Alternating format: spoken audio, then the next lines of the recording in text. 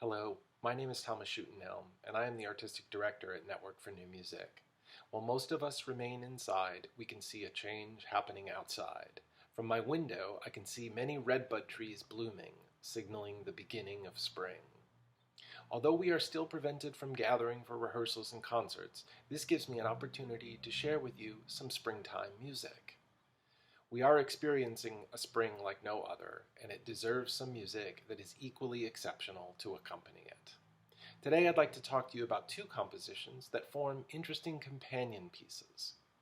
Perhaps one of the most famous pieces in all of contemporary music is the Rite of Spring by Igor Stravinsky. Together with the Firebird and Petrushka, these ballets demonstrated radically new methods of using the basic parameters of music: melody, harmony, and rhythm. The Rite of Spring was composed between September 1911 and March 1913.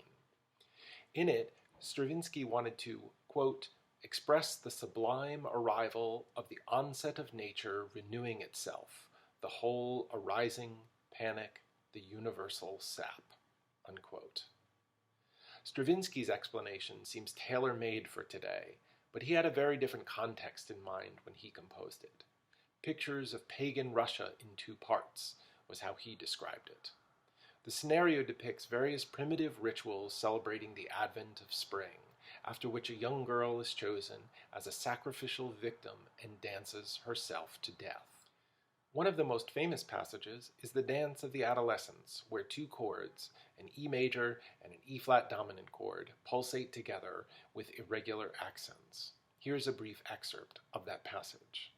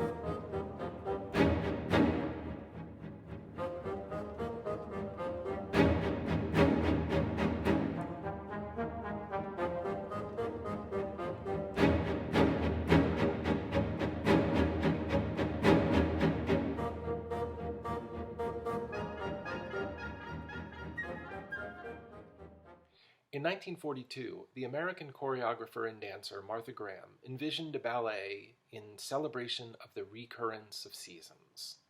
Graham, a Pennsylvania native, described the context for this ballet as that moment of Pennsylvania spring when there was a garden eastward of Eden. Graham chose Aaron Copland to compose the music and provided him with a brief scenario. Quote, spring was celebrated by a man and woman building a house with joy and love and prayer, by a revivalist and his followers in their shouts of exultation, by a pioneering woman with her dreams of the promised land, unquote. This became the basis for one of the most iconic American pieces, Appalachian Spring. The title for this piece was taken from a poem entitled The Dance by Hart Crane from his book The Bridge. Crane wrote the poem in 1926 when he was living on the Isle of Pines off the coast of Cuba. The passage that provided the title for the ballet is found in these stanzas. I took the portage climb, then chose a further valleyed shed.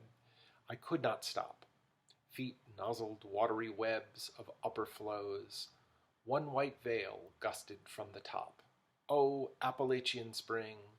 I gained a ledge, steep, inaccessible smile that eastward bends and northward reaches in that violet wedge of Adirondacks.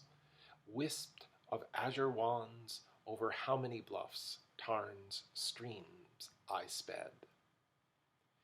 There are a few different versions of Copland's Appalachian Spring.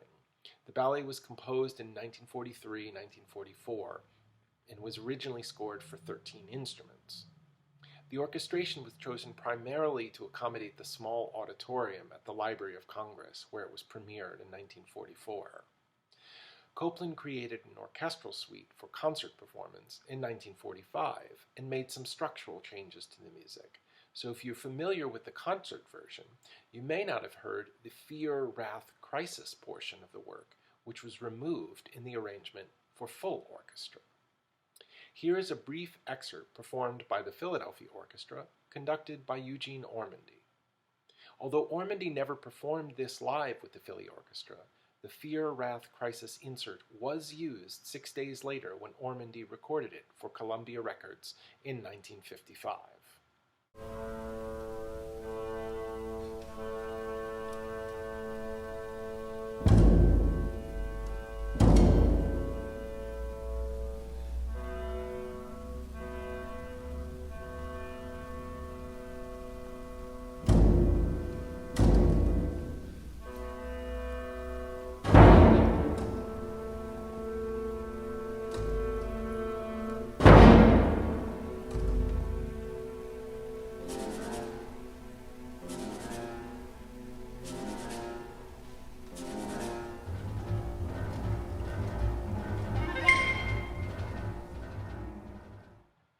As you no doubt heard, the recollections of prehistorical Russia contrast greatly with the soundscapes of mid-century America.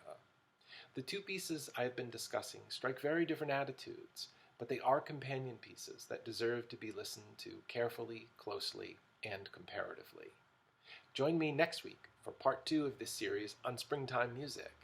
For now, the staff, musicians, and board at Network for New Music wishes you all well, and we look forward to seeing you again soon. Thank you.